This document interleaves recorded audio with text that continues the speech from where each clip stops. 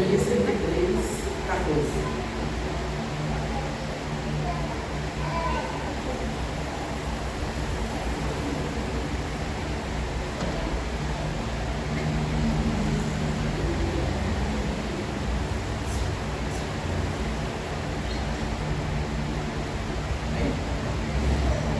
Jeremias 33, 14, diz assim: Dias virão, declara o Senhor, em que cumprirei a promessa que fiz ao povo de Israel e ao povo de Judá.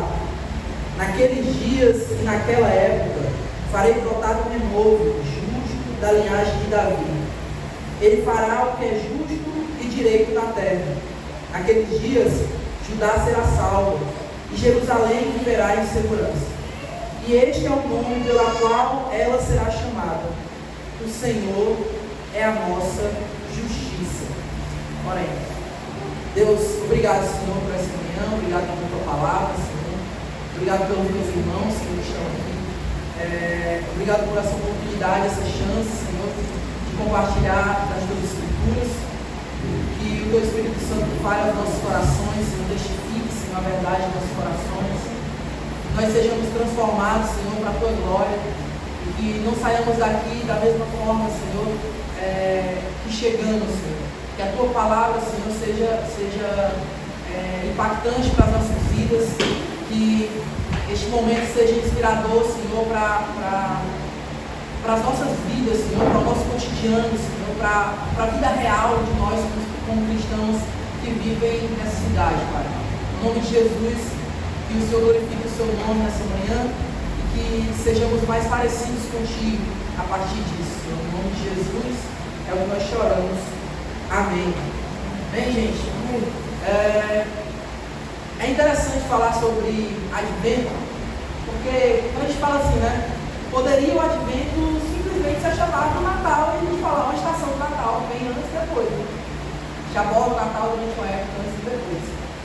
E é estranho, às vezes, a gente participar dessa temporada, dessa estação do advento, porque, às vezes, é estranho essa sensação de já é chegado, mas ainda não. Já está acontecendo, mas não plenamente ainda. Não chegou o total, a totalidade dessas coisas. Então, se no Natal a gente tem as luzes acesas, a gente tem os festejos, a gente tem teatro, troca presentes, a gente faz diversas liturgias que são mais comuns no nosso dia a dia. No advento a gente faz algumas coisas um pouco diferentes.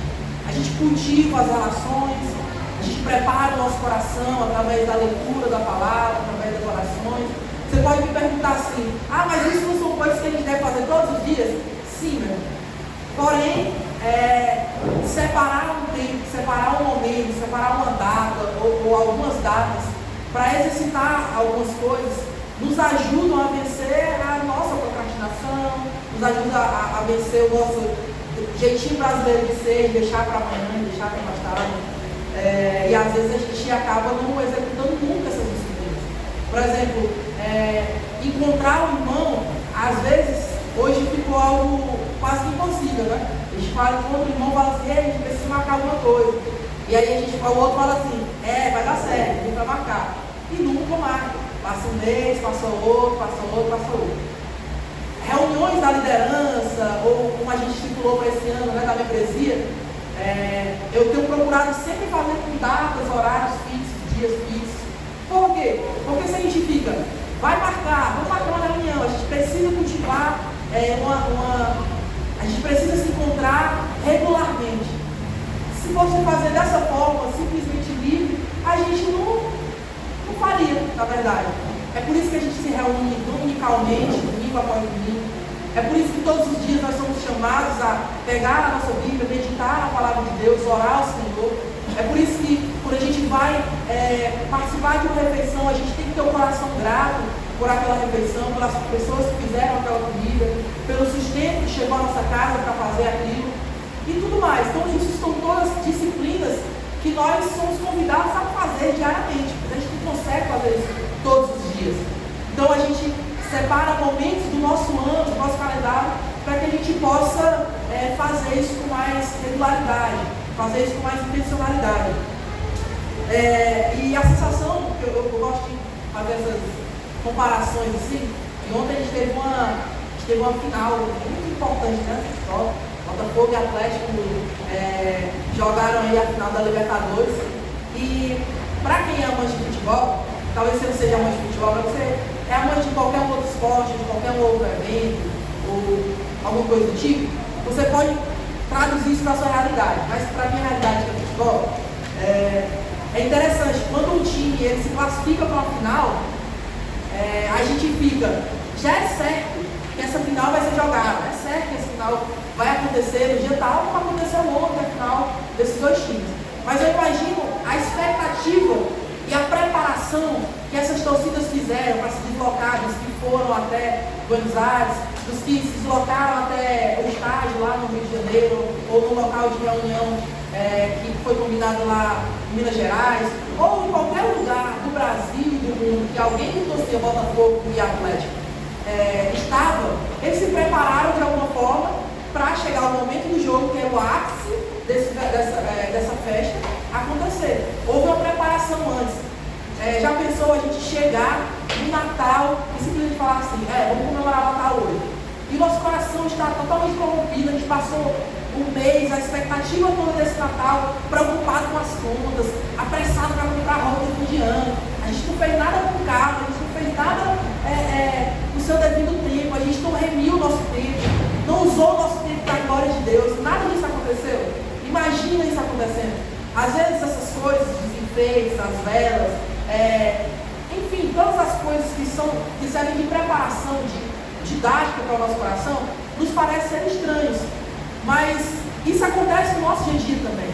Você não chega na hora de sair para o casamento e fala assim, vou para o casamento. Não, você passa meses preparando para ir, juntando grana, alugando roupa. E mesmo que você não é o noivo ou a noiva, você também se prepara. E não é algo diferente quando nós nos preparamos para aprender, para vivenciar momentos com a comunidade de fé, com a igreja, em devoção a Deus, para que as nossas rotinas sejam transformadas. Às vezes a gente tem facilidade tem pessoas que têm facilidade de transformar uma rotina para que ela seja regular com a academia. Tem pessoas que não se atrasam nem um minuto para o trabalho. Tem pessoas que na entrega das atividades da escola, da faculdade, não atrasam nada. Mas com as coisas que diz respeito a nossa vida espiritual, nós estamos sempre levando nos trancos e barrancos. E o tempo do advento é uma chamada para que a gente se alerte em relação a isso. Para que a gente pare. Às vezes se alertar não é se apressar para fazer tudo de uma vez. Não. A cada domingo que vai passando, a cada dia que vai passando, eu me colocar diante de Deus e falar assim, Deus, me mostra o que eu preciso ser mudado, o que eu preciso ser transformado. E nas Escrituras, gente, não é algo diferente. Nas Escrituras a gente encontra também liturgias. Deus não foi assim, Ele criou o homem caiu e logo após Ele mandou Jesus. Não, gente. Milhares de anos separam a queda do homem até a vinda do segundo representante, do segundo cabeça federal, de um segundo representante para a humanidade que faria todas as coisas corretas, seria justo diante de Deus. Então, Deus também tem os seus ritmos, Deus também tem as suas liturgias, o seu tempo de se trabalhar. A história da redenção é como se fosse um drama teatral, onde as coisas acontecem de maneira precisa. Eu estou em ilustração esses dias, que é interessante. Eu não sei se é bordado, é multimedia, que trabalha com isso, pode me corrigir. Não sei se é bordado, se é crochê, não sei o que ele chama isso. Mas aquelas peças que você encontra assim na parte da frente da roupa ou da peça, está uma flor, uma rosa bem bonita, bordada, preparada, mas na parte de trás é um negócio que você não entende o que é. É como se essa fosse a nossa visão, gente, daqui. A gente não entende todas as coisas de uma vez por todas. Deus vai se revelando pouco a pouco nas Escrituras, pouco a pouco na nossa caminhada de fé. Então, é um chamado de Deus, o advento é uma demonstração de Deus para as nossas vidas, para que nós entendamos que você não precisa se frustrar e abandonar a sua fé falando assim, nunca dá nada certo para a minha vida, nunca as coisas acontecem na minha, eu não sou transformado, eu não encontro mudança nos meus ritmos, nas minhas formas de fazer as coisas. E também não é algo que você possa olhar e falar assim, não, estou perfeito, estou pronto, tudo, eu estou aqui, que nem aquele cara que chegou para Jesus e falou assim, eu cumpro todos os mandamentos, né? Eu obedeço a lei, eu sigo a regra, todas as tradições. Mas ele não era capaz de abandonar as suas coisas, de doar as suas coisas para o próximo, abandonar a sua vida para seguir Jesus. Entendeu? Então, nem nós estamos totalmente ao léu. Deus tem operado em nossas vidas, como também, se você está se sentindo uma zona de conforto, tenha cuidado. O advento também traz esse alerta, certo? Gente, o texto que a gente leu é um texto do profeta Jeremias, a carta, o livro de profecia. Ele não está muito preocupado aqui com a cronologia do que os fatos estão acontecendo. Provavelmente que Jeremias está preso ou está naquele processo ali de domínio da Babilônia sobre o povo judeu. Então o cenário ali não é um cenário muito legal, é um cenário meio conturbado. E eu queria, para que a gente entendesse um pouco como que é esse cenário aqui, e o que isso tem a ver com a nossa vida hoje, eu queria contar uma coisa que aconteceu essa semana. Eu cheguei tarde em casa, já estava dormindo. Se vai dormir uma ajudar, eu estava naquela, dorme. E aí acordou, quando ele escutou eu abrindo a televisão e tal, ele acordou, né? E aí ele veio, ele ficou me esperando lá, porque ele queria dormir comigo. E então, ele ficou lá me esperando, fui tomar banho, fiquei esperando e tal. E teve uma hora que eu estava lá fazendo as coisas lá, e ele olhou para mim e falou assim, apontou no banheiro, ele apontou para um potezinho que tem de sabonete líquido, que tem na pia assim, que ele tinha derrubado, estava cheio e estava vazio agora, né? Quando ele estava cheio, agora estava vazio. E aí ele olhou para o pote e falou assim, não tem mais. Aí eu peguei, eu falar igual que ele fala, né? Não tem mais. E aí eu peguei e falei assim, ele já tinha derrubado esse pote duas vezes, então eu já sabia do que ele estava querendo chegar. Ele falou assim, eu derrubou, molhou todo o tapete. Ele mostrou o tapete, estava todo enrolado assim do outro lado, assim, na cervejinha ajuntado. E aí foi contando, né? Foi confessando os seus atos ali de pouco a pouco. Aí eu cuidado, pode, você sabe que não pode estar mexendo em isso aí, abre, faz, derruba. Beleza. Aí esperou um pouquinho, aí ele parou e olhou para mim e falou assim, eu sou feio. Aí eu parei e falei assim, na hora eu parei, aquilo me chamou a atenção, né? Na hora eu parei, eu olhei para ele e falei assim, não, por que você está falando isso? Aí ele, eu sou feio, porque eu derrubei. Aí eu lembrei na mesma hora, que às vezes eu assim mesmo, quando vai brigar com ele, vai chamar a atenção dele de alguma coisa que ele fez errado, ele fala assim, não faça isso, que isso é feio. E ele estava fazendo uma conexão de que ele era feio, né? Porque estava fazendo aquilo. Não, isso que você fala feio, isso é feio. Mas você não é feio, isso é bonito. E claro, eu estava falando disso na questão estética dele, né? Mas naquele momento foi só um acontecimento, foi algo engraçado, depois eu já subi e tal. Mas quando eu estava preparando esse sermão, eu lembrei disso. E isso demonstra muito a nossa realidade. A realidade desse povo que recebeu essa palavra, essa profecia de Jeremias, estava vivendo, e a nossa realidade também. Nós somos feios. Essa é a realidade, nós somos feios. Nós pecamos. O nosso representante, aquele que deu início, que foi o primeiro da nossa raça, pecou. Nós somos feios. Nós pecamos.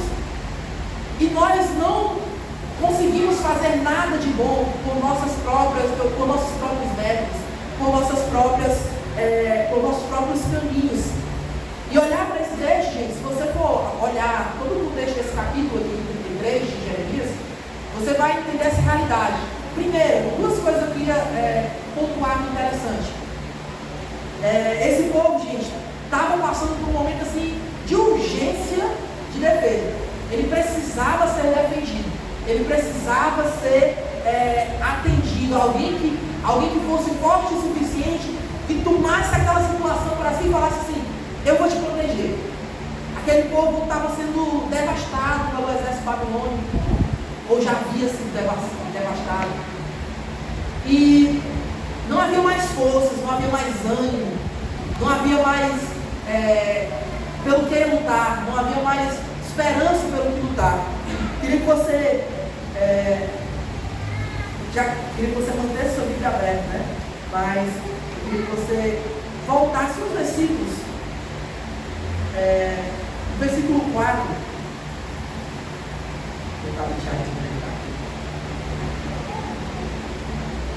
O versículo 4 diz assim: porque assim diz o Senhor, o Deus de Israel, a respeito das casas dessa cidade e dos palácios reais de Judá, que foram derrubados para servir de defesa contra as rampas de cerco e a espada na luta contra os babilônios. Elas ficarão cheias de cadáveres dos homens, que matarei no meu furor. Ocultarei desta cidade o meu rosto por causa de toda a sua maldade. Olha a urgência que a gente está vendo aqui, gente. Olha o tamanho. Olha o tamanho da situação que está acontecendo aqui. Deus ocultou o seu rosto daquela cidade. E se aquele povo dependia de Deus para que fosse defendido, se a glória, a prosperidade daquele povo dependia de seu Senhor, para que aquilo fosse uma realidade, para que aquilo acontecesse de verdade, e agora Deus ocultou o seu rosto, Deus se afastou daquele povo. Olha ao que eles são entregues agora. A gente viu em umas séries passadas aí, na série que a gente fez aqui sobre Lamentações de Jeremias, que a realidade é que o povo estava confiando demais na sua força, nas suas muralhas, nos seus aliados, que eram seus vizinhos, que não tinham coragem de guerrear contra Israel, então se aliavam a eles, se aliavam ao povo judeu, e eles estavam muito fortes. E quando vem o exército babilônico e que Deus entrega esse povo a esse exército, é o próprio Deus que faz isso. Você pode pensar assim: coitados, o seu próprio Deus faz isso, imagina o inimigo. Gente, mas eles eram merecedores. É sobre isso que a gente precisa entender.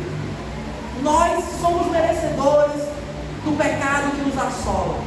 Nós somos merecedores das dificuldades que nós passamos. Isso parece ser algo duro, mas as coisas ruins acontecem na vida. A gente acabou de enfrentar uma pandemia que milhares e milhares de pessoas morreram. A gente passou por outros momentos na história da humanidade em que povos foram assolados, povos foram mortos, pestes, destruição, catástrofes aconteceram. E tudo isso acontece, a gente não pode olhar para nós mesmos e falar assim: eu não merecia isso, porque nós merecíamos. Nós pecamos contra Deus e isso basta. Nós pecamos contra Deus e isso basta para que o furor dele viesse sobre as nossas vidas. Só que o mesmo Deus que é um Deus justo, ele também é um Deus que é fiel e leal e cumpre as suas promessas, certo? Então, nós precisamos entender esse cenário de urgência. E essa urgência, gente, eles não poderiam encontrar em si mesmo. Não havia homem que o defendesse, não havia exército que o defendesse. É interessante a gente notar que nós carecemos também dessa defesa, gente. Nosso pecado está exposto. Exposto aonde? Nas nossas condutas, na nossa omissão, nos nossos atos. A nossa morte, os cadáveres de Jerusalém, também são uma realidade de nossa natureza pecaminosa, que insistimos em esconder muitas vezes. É fácil, né? Às vezes ninguém sabe do nosso pecado, ninguém sabe das nossas dificuldades. A gente não compartilha isso com ninguém. E é melhor que isso aconteça assim, porque ninguém vai se escandalizar, ninguém vai sofrer com isso, ninguém precisa saber das dores que eu passo. E eu continuo escondendo os cadáveres. Jerusalém era conhecida em seus caminhos, por seus festejos, pelas suas glórias, mas agora eram cadáveres que estavam nas suas estradas. Amém?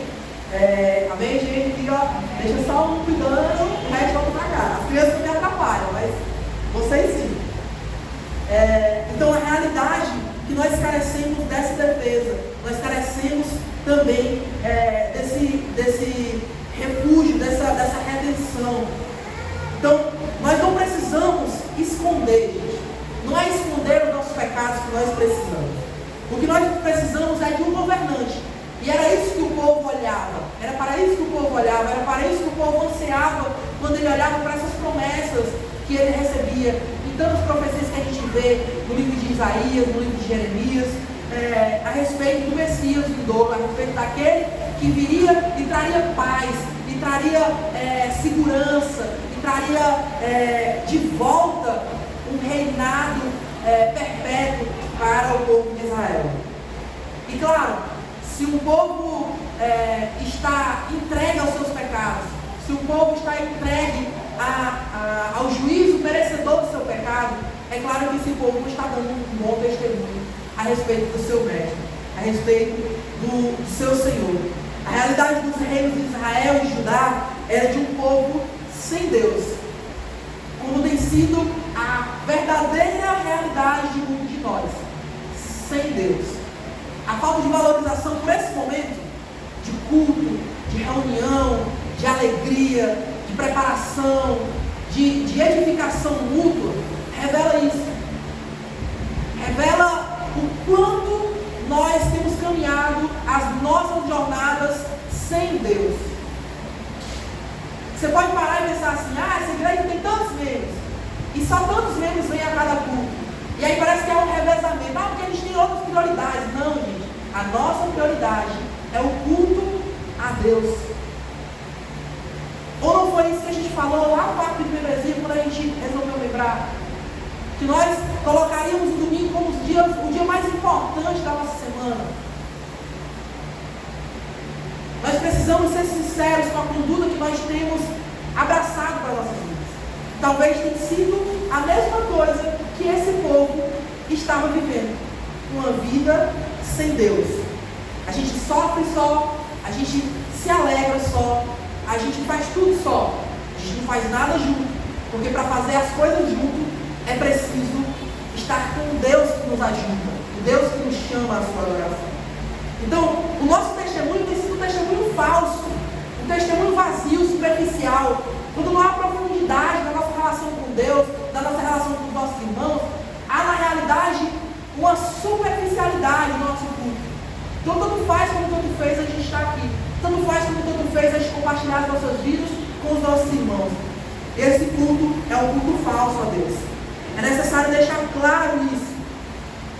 Não significa, gente, que aquele povo, como aquele povo está passando por maus bocados, era porque eles não estavam rendendo o verdadeiro culto a Deus, eles eram merecedores daquilo. Não é porque nós estamos passando por dificuldades que nós estamos, aquilo é um castigo de Deus, por aquilo que nós, pela nossa conduta de vida. Não, gente. Mas nós estamos sujeitos a essas coisas porque a nossa natureza é pecaminosa. Então nós somos afetados sim, diferentemente da teologia da prosperidade, da teologia do coach, que fala que nós só vivemos essas coisas ruins quando nós estamos longe de Deus. Sim, nós viveremos coisas ruins mesmo estando com Deus. Mas dessa forma é preciso a gente se atentar que o testemunho que a gente vai dar no meio dessa vida, nas adversidades que nós vamos passar, vai ser muito importante. Porque a independência, ela nos faz confiar em nós mesmos. Mas Deus nos chama a viver uma vida de independência mesmo. O nosso moralismo falso, que é capaz de colocar sobre o outro tudo aquilo que nós deveríamos cobrar de nós mesmos, não nos levará a lugar nenhum, apenas a morte. O legalismo que nos mostra que nós somos melhores do que os outros, nós temos a conduta sempre melhor do que os outros, a nossa forma de fazer as coisas sempre é melhor do que a forma do outro de fazer as coisas, não nos levará a lugar nenhum, morreremos disso. O caminho a ser erguido, o caminho a ser construído, não é esse caminho que nós temos lidado, que só temos trazido cadáveres para as nossas jornadas. O caminho que nós devemos edificar, construir, tijolo a tijolo, domingo a domingo, relação a relação, dificuldade também nas nossas alegrias compartilhando com os nossos irmãos, é um caminho de amor e de compaixão. Esse texto, o enfoque desse sermão, como vocês viram lá no Instagram postado, é sobre o rebentar, é sobre o brotar, é sobre o aparecer deste amor, que ressignifica toda a nossa vida, que nos traz de volta a verdade, que nos liberta. Não é a verdade que o presidente fala que liberta, não. Não é a minha verdade que eu luto com as minhas ideologias que me libertam, não. Mas a verdade de que nós somos pecadores, que Deus é quem faz brotar este broto de esperança em nossas vidas. Essa verdade nos liberta. Nos liberta da tristeza, nos liberta da agonia, de não ter aquilo que nós precisamos ter naquele momento. Nos liberta da ansiedade, de querer viver o amanhã sem viver o hoje primeiro. Nos liberta de tudo aquilo que nos faz sofrer muitas vezes, porque nós não temos dependido unicamente daquilo que o Senhor tem nos entregue hoje. E Deus tem nos entregue muitas coisas hoje. Nós não temos visto. Deus tem nos entregue. Se eu como pastor olhasse para essa realidade que nós estamos vendo aqui hoje e falasse assim: eu queria que todas as pessoas estivessem aqui para que pudessem escutar tudo aquilo que eu estou falando aqui, as exortações, para que, sei lá, pudessem tocar. Mas o olhar que eu preciso olhar não é isso, não é esse. O olhar que eu preciso ter é que Deus está falando com as pessoas que estão aqui. E as pessoas que estão aqui sairão com a responsabilidade de compartilhar essa mensagem com o seu próximo. De compartilhar essa mensagem em todos os lugares que nós pisarmos.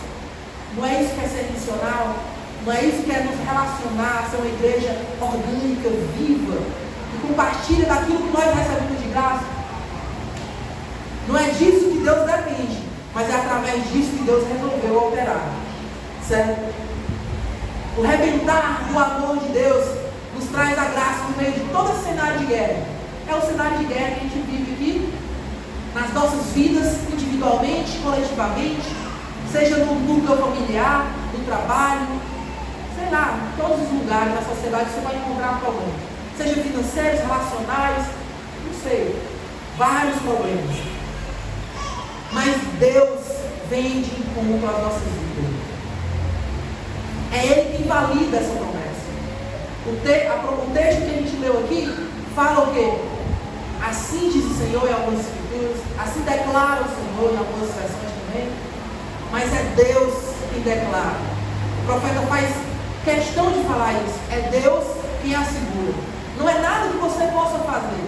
Tudo aquilo que você é convidado a fazer, você é convidado a fazer em resposta a algo que Ele já fez.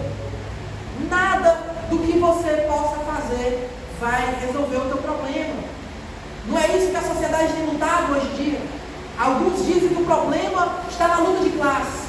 Alguns dizem que o problema está na limitação da relação de mercado financeiro, de um mercado mais livre. Alguns clamam por mais liberdade, outros clamam por mais regulação. E nós temos batido cabeça. Se a gente vem para um contexto familiar, o homem sempre diz que está certo e a mulher também diz que ela está certa. Não há submissão, não há sacrifício. Que só virá de pessoas que entendem que nós somos pecadores. E é Ele que vem ao nosso encontro. Assim diz o Senhor. É Ele que evidencia, valida essa promessa. É Ele que é fiel, graças a Deus por isso. Se dependêssemos dos nossos atos, da nossa regularidade, da nossa fidelidade, da nossa lealdade. Já pensou se dependesse da nossa irmandade? Eu gosto muito dessa palavra, está em outro sentido, mas do nosso senso de igreja, de corpo, para juntar um monte de gente diferente. Na primeira eleição, todo mundo quebrava um pau e era uma vez, né? Mas é Deus que nos une. É o sangue derramado de Cristo que nos une nele. Somos unidos em Cristo. E é Ele que é fiel. É preciso destacar isso. O cumprimento da promessa está somente na palavra que é de Deus. É dele o desejo, é dele a liberação, é dele a misericórdia, o amor, o sacrifício, a sustentação e a proteção de tudo aquilo que foi prometido. Isso nos traz segurança, né? Quando a gente olha e fala assim, eu não aguento mais, eu quero chutar o pau na barraca, a gente olha e fala assim, é de Deus que nós dependemos. É Ele que nos sustenta. Isso nos traz um conforto. Falar assim, deixa eu relaxar meu coração um pouquinho, porque é Ele que comanda todas as coisas. É Ele que guia todas a nossa vida. Isso nos traz, isso nos chama para uma fé convicta. Que é o que nós não temos encontrado hoje. Se você pergunta como é que as pessoas estão, como é que está a vida espiritual das pessoas, as pessoas falam assim, estou bem,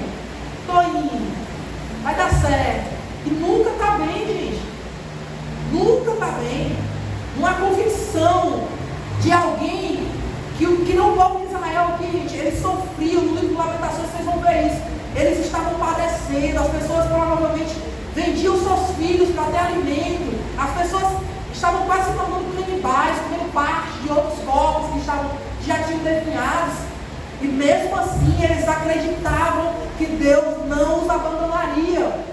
E nós que já tivemos o Messias vindo, não conseguimos olhar para a nossa fé e falar assim, eu creio em Cristo e é Ele que nos sustenta. Apesar de todas as coisas, nós seguiremos. Eu tenho convicção daquilo que eu creio. Não é esperança falsa, uma esperança vazia. Não é uma fé superficial.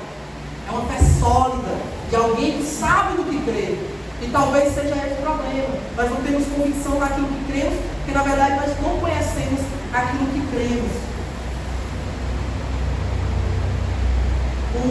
A Bíblia hebraica fala sobre esse broto, e ela faz, talvez a sua tradução vai falar do broto de renovo, do broto de justiça, mas na original vai falar o brotar de um broto. A ideia é enfatizar mesmo essa sensação do nascer no meio de nada. Quem conhece que depois da guerra, está familiarizado com músicas desse tipo, de ruínas, de guerra, a capa do álbum traz muito isso, né? Uma esperança no meio do nada. Isso nos lembra o quê? O Espírito de Deus pairava sobre a face do abismo. E a partir daí, através de sua palavra, Ele criou todas as coisas. O brotar de esperança em Jesus nos revela algo, uma nova criação. É para isso que nós somos chamados, para ser novas criaturas, para fazer parte de um novo povo, de um povo que vive baseado nessa nova aliança, na fé em Cristo e não naquilo que nós podemos providenciar. Porque o Senhor é a nossa justiça, gente. Precisamos desfrutar da alegria da salvação em Cristo. Nosso renovo de esperança é Ele quem nos salvou e nos salvará. Parece contraditório. Ele nos salvou, mas Ele também nos salvará. O fim também chegará. É Ele que nos traz segurança, a paz, o descanso e a segurança de que no final tudo vai ficar bem. Todo mundo quer, é o sonho americano. No final tudo vai ficar bem. Nós precisamos nos lembrar disso. É Ele que nos dá essa segurança. Os recursos, as alianças, o casamento, os filhos, os talentos e tudo mais que aqui conquistamos não são capazes de nos assegurar essa vida. Mas Jesus é capaz de nos assegurar. E é porque nós somos justificados nele, lembra? Nós somos pecadores, mas a nossa justiça está nele e não em nós mesmos. A justiça é necessária porque Deus é justo, mas em Cristo se encontram a misericórdia e a ira de Deus. E nos traz essa esperança, e nos traz esse amor que brota no meio do nada, e nos traz paz com Deus. Amém, gente? Eu queria só ler um texto aqui, rapidinho para a gente encerrar, para que a gente aplicasse isso na nossa vida. Queria que você me acompanhasse. 1 Tessalonicenses. Vamos atrasar um pouquinho, mas a gente começou a atrasar também, né? 1 Tessalonicenses, capítulo 3, versículos do 9 até o 13. Diz assim: como podemos ser suficientemente gratos a Deus em relação a vocês, por toda a alegria que temos diante dele por causa de vocês? Noite e dia oramos intensamente para que possamos vê-los e suprir o que falta à sua fé. Que o próprio Deus, o nosso Pai e o nosso Senhor Jesus prepare o nosso caminho até vocês. Que o Senhor faça crescer e transbordar o amor que vocês têm uns pelos outros e por todos, tanto quanto o nosso por vocês. Que Ele fortaleça o coração de vocês para serem irrepreensíveis em santidade diante do nosso Deus e Pai, na vinda do nosso Senhor Jesus, com todos os seus santos. Amém. Gente, o que a gente pode, o que nos resta como missão? Nós entendemos a nossa realidade de vida. Nós sabemos que nós somos pecadores. Esse é o grande problema. Mas Deus veio até nós. É por isso que nós estamos aqui. Ele nos chamou, Ele nos trouxe. E Ele veio em graça. E Ele nos assegura, Ele nos salva e Ele nos dá força para perseverar. Mas resta-nos uma missão. Paulo desejava muito ver aquelas pessoas. E olha o que é que ele deseja para aquelas pessoas. Que elas cresçam em amor. Essa é a nossa missão diante desse primeiro domingo de advento. E durante essa semana você medite sobre isso. Cresça em amor. Será que você tem amado o seu próximo de verdade? Será que você tem amado a Deus de verdade? Ou qualquer coisa tem sido motivo para você excluir uma pessoa da sua vida, assassinar uma pessoa da sua vida? Ou será que qualquer coisa tem sido um motivo para abalar a estabilidade relacional da tua casa? Com os teus filhos, com a tua esposa, com o teu esposo, com o teu irmão, com a tua irmã, com o teu trabalho, com o teu chefe, com o teu empregado, com o teu subordinado? E aí? Nós temos cultivado o amor, gente? Você tem essa missão diante dessa palavra. Não importa se você quer ou se você não quer. Essa é a sua missão. Deus te tornou cooperador dessa missão a partir do momento que Ele te alcançou em sua graça. Segunda coisa é que nós andemos em santidade. Nesse primeiro domingo de advento, nós somos convidados a reanalisar a nossa conduta, a sondar os nossos corações e buscar em Deus o que temos pecado contra Ele, o que temos pecado contra o nosso próximo. Qual que é a nossa realidade? Qual que é a realidade de fé em relação ao nosso ou ao nosso próximo? Porque às vezes isso não está relacionado somente a essa congregação, mas ao outro que você encontra na rua, ao outro que você sabe que passou por uma necessidade, ou a necessidade da comunidade cultural, da comunidade, da sociedade que nós estamos inseridos. O lixo da sua casa tem sido preparado para o lixeiro que vai vir ali, não se importar, não se contaminar. Gente, nós precisamos cultivar essas coisas. Cultive uma conduta em santidade. Ele nos chama a ser com Ele, parecidos com Ele. E o último, vivamos em comunhão. Nós só somos igreja se estivermos em comunhão. Em comunhão com Deus, em comunhão com o nosso próximo. Amém? Vamos ficar de pé?